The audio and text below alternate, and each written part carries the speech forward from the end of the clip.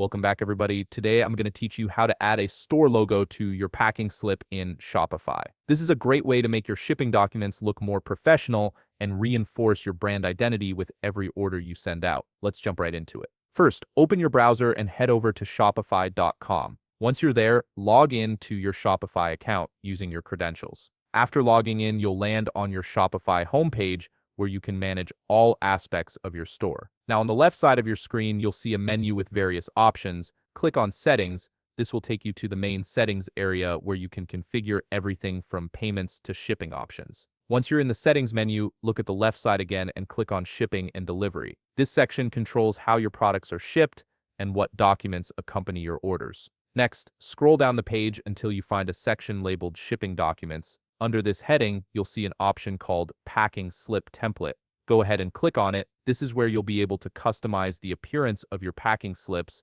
In the template editor, you'll need to locate a line of code that says P class to uppercase. Once you find it, delete this entire line of code. This clears the space where we'll be adding your custom logo code. Now, I have the code you'll need right here on the screen. Feel free to pause the video so you can copy it exactly as shown. This code is what will display your logo on the packing slip. Once you've copied the code, paste it into the exact spot where you just deleted the previous code. You'll notice that within this code, there's a placeholder that says File URL here. This is where we'll insert the actual link to your logo image. To get that link, let's open a new Shopify tab. On the left side menu, click on Content, and then under it, click on Files. This is where all your uploaded images and documents are stored. You can upload your logo here if you haven't already, but in my case, I already have mine uploaded. So locate your logo in the files list and click the copy link icon that appears beside it. This copies the direct URL to your logo.